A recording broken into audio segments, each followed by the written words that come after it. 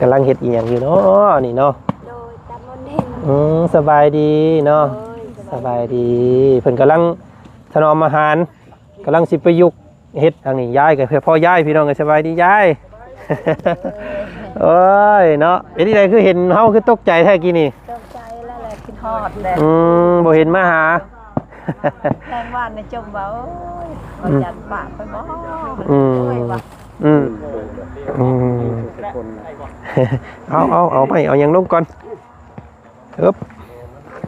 แข่งนี้ปุ๊บคือกับงามคือดอกเลยเนาะขอรับก่อนเด้อบังได้ลูกเด้อโอ้แข็งแห้งเนาะเพิ่นบาดนี้เนาะย่อไม้ย่อตอกได้สบาย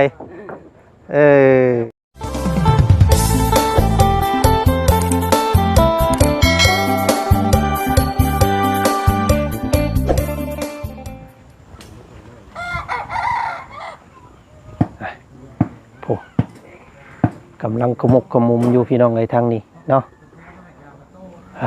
สองแม่ลูกเพิ่นกำลังพากันเฮ็ดไปสั่งอยู่เด้อันนั้นเนาะเอาพี่น้องมื้อนี้ทางบ่าวจันเนาะตัดภาพบรรยากาศเข้ามาทางพี่น้องเลยเนาะหมู่บ้าน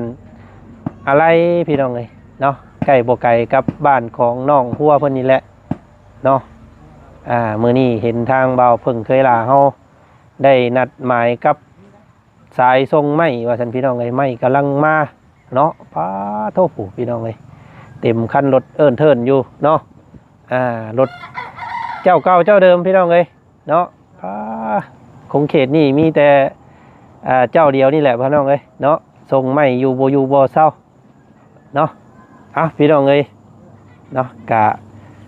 มาตามคำเรียกห้องของ FC เนาะหลายคู่หลายคนว่าบ่จันโอ้ยคือปะคือทิมบ่พึ่งแท้เด้เนาะบ่เบิ่งน้ำกันแท้ว่าซั่นเนาะเบิ่งอยู่เด้อพี่น้องเอ้ยเนาะบ่จันกับบ่ได้ปะบ่ได้ทิมเนาะมีแต่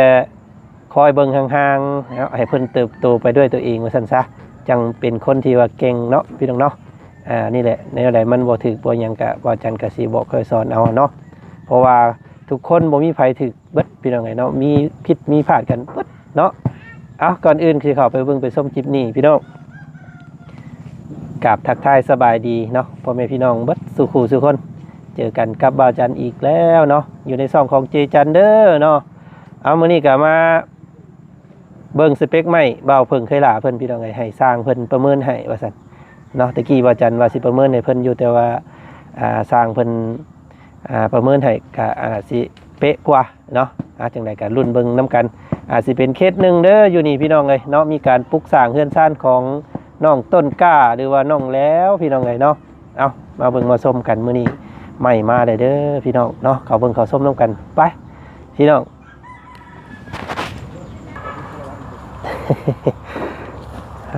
กำลังเฮ็ดอีหยังอยู่เนาะนี่เนาะโดยตามมันเห็นสบายดีเนาะสบายดีเพิ่นกำลังถนอมอาหารกำลังสิประยุกต์เฮ็ดบ่อนนิ่นเอาไว้กินว่าซั่นซะ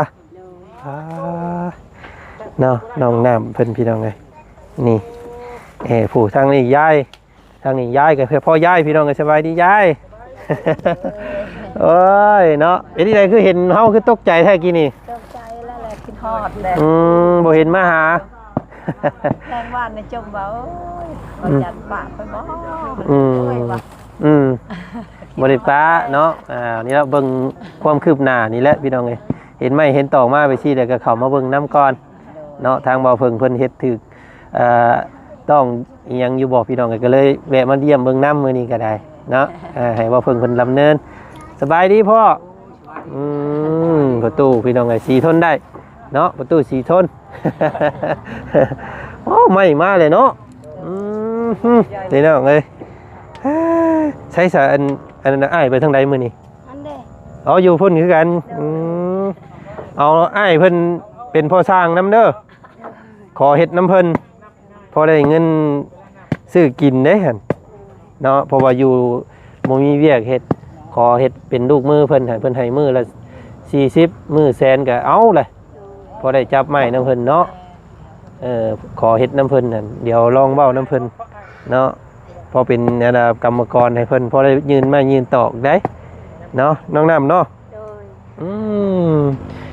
นี่เลยพี่น้องเอ้ยเนาะพื้นแผ่นดินอันเดียวกันแต่ว่าอันนี้น่ะดินน่ะของน้องเพิ่นนี่ยังเป็นของเพิ่นอยู่ได้บัดนี่เนาะแม่เนาะยังได้สบายนี่พี่น้องเอานี่ได้ก็เอาผู้ได้ก้อนนี้แหละพี่น้องเอ้ยเนาะน้องน้ำเด้อเขาให้เจ้ามีบุญวาสนาคือ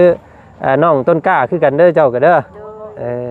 พี่น้องเอ้ยเอาอดอยู่ก่อนนั่นแหละเฮ็ดดีได้สัตว์พี่น้องเอ้ยเนาะหาเงินหาคำซื้อเอาเฮ็ดดีได้สัตว์พี่น้องเอ้ยเพิ่นอยากขายอยู่บ่น้องอันนี้ก็เพิ่นอยากขายอยู่บ่หม่องเจ้าอยู่นี่เราก็อยากขายอยู่เคยถามเพิ่นอยู่บ่ราคาบ่กล้าถามแล้วก็บ่มีบ่มีเงินเลยบ่กล้าถามเนาะโดยสิได้ขอส่วนน้ำเพิ่นนี่ได้ซั่นเนาะแม่เนาะขออยู่น้ำเพิ่นก่อนจังได๋ซั่นเพิ่นก็บ่พาบ่ไล่ออกดอกติพี่น้องเอ้ยเนาะอยู่นี่แหละจังได๋ซั่นเอา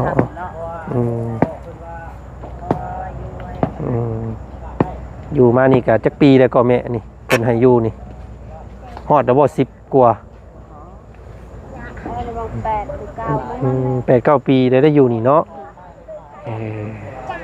มันก็เป็นหม่องที่บ่แน่นอนพี่น้องเอ้ยเนาะจักมื้อจักวันใดเพิ่นอยากขายก็แม่นได้ไปแล้วว่าซั่นซะเอาวันนี้รายการสู้ๆน้องเด้อเดี๋ยวมาเบิ่งไม้น้ำเพิ่นก่อนเนาะสบายดีมาเบิ่งก่อนพี่น้องเอ้ยโอ้เนาะตู้แม่เพิ่นนอนอยู่ซุ่มน้อยนี่คือเก่าหนาวได้นี่พี่น้องบ่เว้าแล้วเนาะ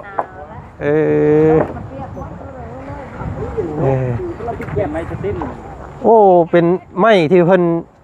สต็อกไว้นี่เนาะบ่ได้เป็นบ่เป็นไม้ใหม่บางทีมันสุดท้ายมันมาเต็งเทิงแล้วมันเบิดก้อนบางทีก็อันนี้อยู่ทั้งลมลงไม่สิเบิดแล้วแต่ว่านี่เนาะไม่ต้องไม่ก็ได้อย่างหลายไม่ไปที่ได้คักบางทีครับปั๊บก็เอามาส่งไม่แบบนี้นะมันแห้งแต่มันบ่เหี่ยวมันบ่คดว่าง่ายแบบว่าไม่ได้ที่แล้วต้องสบายดีเด้อเนาะเรา6ตัวนี้เราหาแล้วตื่นไปตัวนึงเห็นยูตัวมันแถมเมื่อกี้นี่เห็นยูก็ว่าจะบอกยูตัวรถแถมแท้เป็นปลายมันแหลมก็ยังสิได้ตัดอยู่ดอกเนาะไม่ก็ได้มันมีตัวคดมีตัวนั่นเองแหละต่อพี่น้องพี่โอ้ยดีใจน้ำประตูเด้สิได้เฮือนงามอยู่เลยเนาะประตูเนาะมีแต่ไม้งามๆซ้ำมาก็ได้พี่น้องเอ้ยพี่ต่อเอาไปเอายังลงก่อน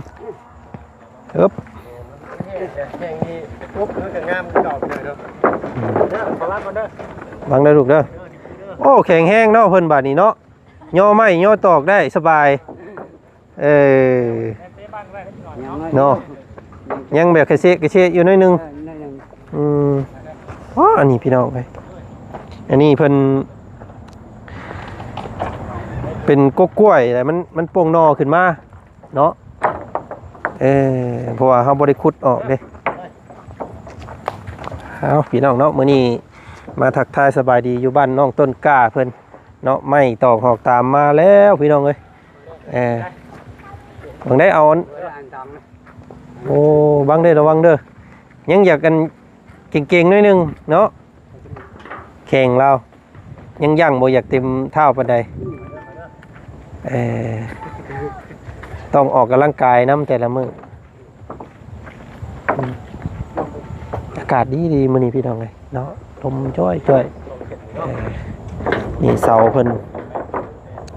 เสามันก็แห้งนะพี่น้องเอ้ยเนาะมันอยากแตกหน่อยนึง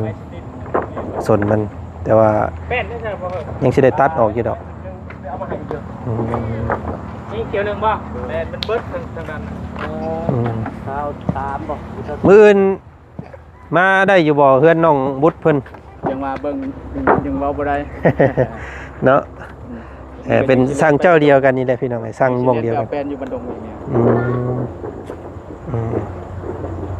บ้านเบิดผู้ดีไปเป็นกันไม่48จักเซนบ่เพิ่ง ไม่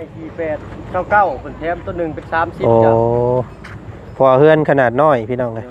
เป็นเฮือน4 คูณ 5เนาะ 4 4 คูณ 6 โดย ก็เลยไม้ก็สิสเปคไม้ก็บ่หลายเนาะคือเฮือนน้องบุตรนี่ว่าจันไม้48เอา70เซน ว่าเฮือน9เสา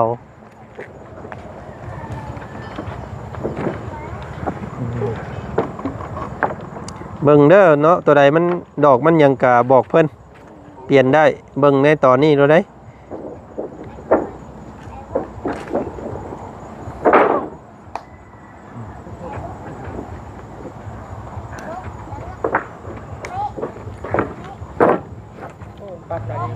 จำนวนหลายเด็กโจมคือฟ้าอันอยู่ตัวกันสะสมนะ เนาะพี่สบายดีอีกรอบหนึงเนาะหน้าเป็นซิวบาดนี้เนาะ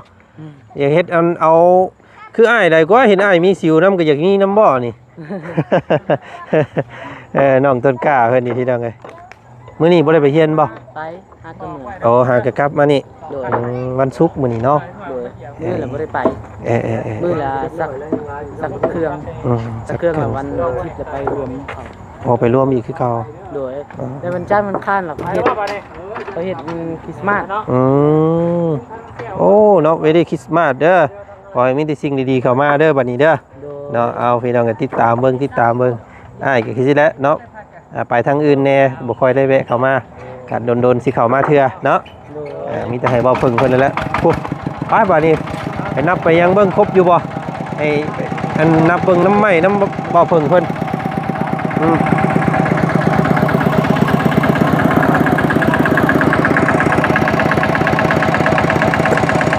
เนาะพี่น้องเอ้ยก็ดีอกดีใจน้ำน้องเพิ่นมื้อนี้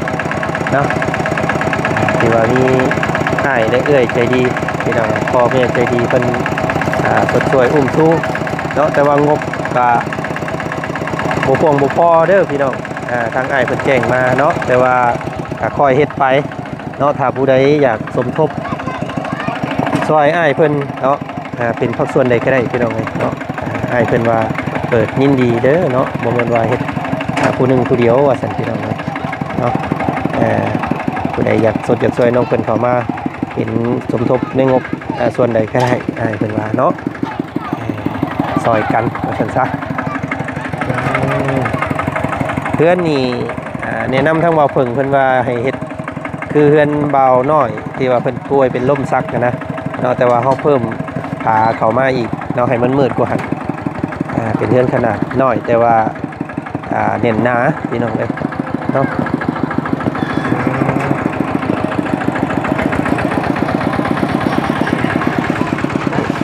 ไม่ต้องหอกตามกับ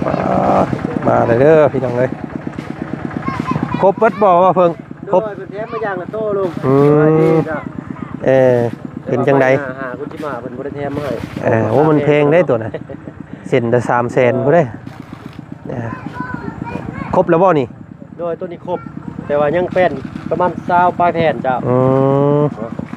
เพราะว่าเฮือนขนาดสำนันประมาณ20กว่าแผ่นเนาะ โดย23มัน24นี่แหละจ้ะ โดยลองเบิ่งเนาะ หันหน้าไปทางใดนี่พี่บ่หันหน้าออกนอกบ่ ที่แรกเพิ่นว่าปิดที่ได้โดย เป็นพี่ๆทั้งนั้นเป็นหลังบ้าน โดยน้องยังก็อันลุงกันที่ว่าบ้านซะแล้วนะน้องน้อยบ่ เบาน้อย บ่าวน้อย เอาแบบนั้นเนาะ เลยแต่ว่าเพิ่มคือเจ้าเนี่ยนำมาและ เพิ่มอัดผาเข้าอีก เลย ใส่หน้าต่างใส่ ก็สิเพิ่มบ้านประตูขึ้นอีก ก็งามและคักและแบบนั้นก็เน้นหนา เพราะว่าเฮ็ดเป็นห้องเดียวเลยก็กางมุ้งนอนอยู่ข้างนอกก็ได้ ประตูมีตู้นอนอยู่นอก เลย น้องต้นกล้าเพิ่นนอนอยู่ใน เลยอันน่ะอันประตูอันว่าพื้นไฟได้ซะอันทั้งประตูไปลมน้ำเพิ่นเลยบ่ ไฟ ล่ะโดยไฟฟ้า เอ นี่แห อ ละเพราะว่าสร้างเพิ่น ยังทันล้มบัดอย่า ลองเว้าเบิ่งเด้อ ให้แฟนมาพี่ก่อน โดยให้สร้างมาแล้วก็ให้ อันอย่า พากันเข้าไปล้มเบิ่ง ค่าเสียค่าไฟนำกันแล้ว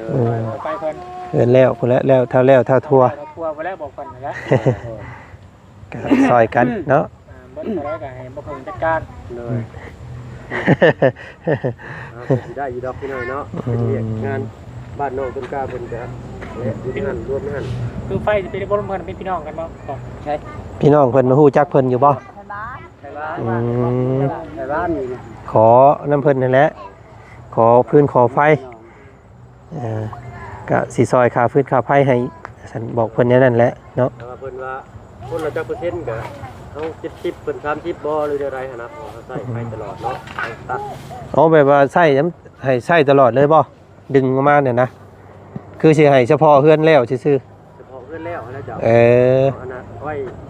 ทีหลังอีกเพิ่มเติมอีกนะเนาะตอนนี้ก็ทางนักหลักๆเลยก็เป็นเงินซาดนี่แหละเนาะประมาณจะมี16ล้านตอนนี้จ่ายค่าไม้ไปนี่จะสิเดือนเท่าไหร่นะ พ่อคนละพ่อ ไม่มี เพราะงบที่สร้างบ้านครับ ลูกที่สร้างกันยังตอนนี้มีอยู่16ล้านค่าสร้างเลยนะ ค่าสร้างเท่าไหร่ ค่าสร้าง16ล้านกับ500,000ปี คือไว้ง่ายนะเพราะเพิ่นตอนนี้16ล้านเนาะ โดย จ่ายค่าใหม่ไปเบิดแล้วยัง ยังจ้ะ เรื่องมันอะไรเนาะ อันนี้เท่าไหร่สาขาไม้สเปค เพิ่นยังบ่ได้ส่งบินมาให้พิ่น เอ้า ต้องกว่า10ล้านแล้ว เอาตามสเปคสร้างเพิ่นจดให้ซื่อ โดย ๆแต่ว่าบินยังบ่ทันได้รวมมา โดย ห่วย ถ้ากันเป็นว่าหัวหน้าเป็นใจดีอยู่ใส่ส่งก็ได้ แม่นแล้ว ที่สิได้อยู่ดอก นำตลอดพี่น้องไงอ้ายเพิ่นน่ะ อ๋ออันนัวหัวม่วนสิเด้อพี่น้อยเนาะคิดอยู่นี่ก็บ่แม่นอะไรนี่เนาะ พ่อค่าสร้างบ่ได้จะมาให้เฮ็ดเด้อ โดย เอาค่าสร้างก่อนถ้าว่ามีค่าสร้างแล้วจังให้สร้างเพิ่นมาลงมือ เฮ็ดให้ก่อนก็ได้บ่เป็นหยังว้าวเดี๋ยวมีปัญหาละ โดยต้องให้มันพอค่าสร้างก่อนเนาะ อืม เฮาก็ลมพอฮู้ราคานำเพิ่นนั่นแหละเนาะ16ล้าน5เซนกี่ตอนแรกเพิ่นเว้าว่า20ล้าน โอ้16ล้านเนาะค่าสร้างเนาะ 16ล้านกับ5เซน ต่ต่อ15ก็บ่ได้ต่อ16ส่วนก็บ่ได้คนละครึ่งพุ่นเนาะ ขนาดอะไรก่อน 4/6จ้ะ 4/6คือน้องเพื่อนน้องเจียงเหรอว่าจังบ่4/6คือกันเนาะ แต่ว่านั่นเป็นทรงธรรมดา ธรรมดา แม่นทรงเพื่อนเบาน้อย ยังไม่แป้นฟ้าอีกบัดนี้ แผ่นฟ้าสังกะสี มันก็สิ เอาค่อยเป็นค่อยไปเนาะ เลย ก็เป็นค่อยไป เพิ่นก็มีบ่รับบ่นอนอยู่เนาะก็ได้ เรานอนอยู่พี่แล้วนี่พี่น้องเอ้ยอืม ใครจะนอนลุ่ม ภาวนาแบบบ่ให้ฟ้าฝนตกเท่านั้นแหละ อ๋อน้องแล้วได้นอนใส่ นอนน้ำกัน โอ้เบิ่ง นอนอยู่กับร้านๆอยู่อืม นอนบ้าน เอาบ่มีใคร เนาะอดนอนก่อนเด้อมีตู้ประตูเอ้ย เนาะไม่แล้ว อดเอาก่อนเฮ็ดจังได๋ซะซึ่งนั้นมันก็สิเข้าหน้าร้อน เลย ธรรมดาอยู่ดอก ก็มีแต่ว่ายังเปิดสมทบคือเก่า เนาะ ถ้าว่าผู้ใหญ่ใจดี FC ท่านใดอยากช่วยในน้องต้นกล้าในเรื่องรูปแบบใดก็ติดต่อทางทีมงานเนาะเข้ามาได้เด้อเนาะทางเอายินดีเป็นสะพานบุญให้เนาะเพราะว่าติดต่อมาช่องทางใดเนาะยินดีนำนี่คือเห็นสภาพบ้าน2คันชานเพิ่นนี่เนาะอันนี้ก็ยามหนาวสับงูเหี่ยวเขี้ยวคอจักสิมาตอนใดก็บ่ฮู้เนาะนอนติดพื้นอยู่เฮาก็เร่งให้เต็มที่หน่อยเนาะ ขึ้นอยู่กับผู้ใหญ่ใจดีเนาะ FC ทุกท่านนั่นแหละสดสวยน้องเพิ่นเนาะพวกเฮาก็ได้แต่มาเป็นกระบอกเสียงแบบนี้แหละพี่น้องเอ้ยเนาะต้องกล้าเนาะ โดย โอ้ยเนาะเอาดีใจนำเด้ออยังน้อยดินก็เป็นของเฮาบัดนี้เนาะ โดย บ่ต้องย่านผู้ใดมาญาติมาไล่เฮาเนาะเฮือนหลังน้อยก็อย่ามันเนาะอยู่กัน3เด้พี่น้องเอ้ย3ประตูมีตู้เนาะ โดย เนาะจะได้ขึ้นเฮือนไว้อยู่บ่ ยังว่ากินต้มไก่น้ำเด้ มื้อนี้วันสุดท้ายของกันสัปดาห์เพิ่นพี่น้องเอ้ยมื้ออื่นก็หยุดเนาะมื้ออื่นก็หยุด เสานี่แหละมีแต่เฝ้าไม้เฝ้าตอกไว้นี่แหละเนาะบ่ให้เล็กน้อยมาแบกลิ้นเด้อ นั่งไหนเด้อลูก โดยบ่เป็นหยังเนาะเอาสร้างในบ้านเพิ่นนี่เนาะบ่เพิ่งเนาะ เปิดมาเบิ่งเลยแหละเพิ่นว่า จักคนเพิ่นน่ะสิมา 3เพิ่นว่าจะ เเพิ่นตีให้ประมาณ3อาทิตย์เนาะ เขาว่าอุปกรณ์ครบเนาะ โดยก็บอกเพิ่นนํว่าอันซ่าเนี่ยก็ได้เนาะค่า ก็ ซ่า เฮ็ด ยัง ไป บ่ทัน แล้ว มา มันมาทานนั่นแหละบ่ต้อง เลย ให้จุดอกเนาะ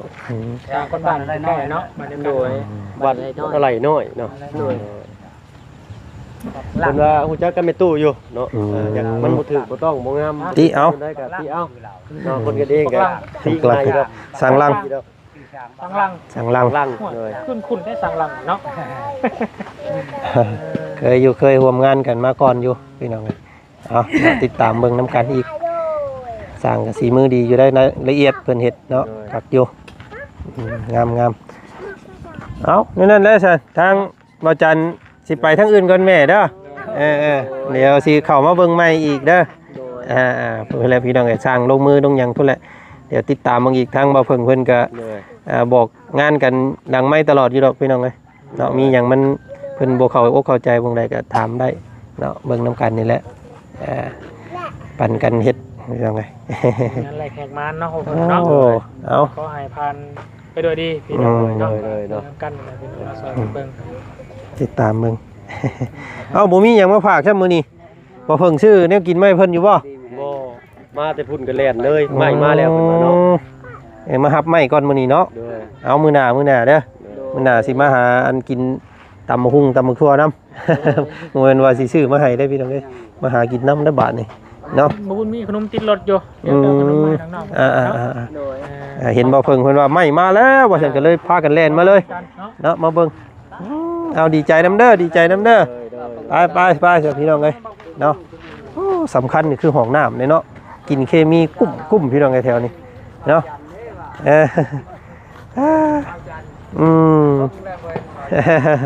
เอาบ่ได้ป้าบ่ได้ทีมพี่น้องไอ้เนาะก็สิติดตามเบิ่งตลอดนี่แหละเนาะเที่ยวไปเที่ยวมาก็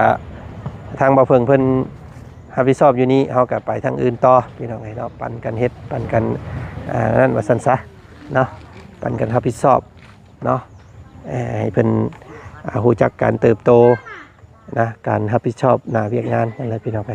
เนาะเอาขอบคุณใจเอื้อยกับอ้ายหลายๆเนาะที่ว่ามอบหมายให้ทางบ่เพิ่งเพิ่นเนาะดำเนินสร้างบ้านหลังนี้พี่น้องไอ้เนาะเนาะถ้ามีผู้ใดใจดีติดต่อมากะสิมาแจ้งข่าวน้องเพิ่นคือกันทางบ่จันก็ได้เนาะผู้ใดเห็น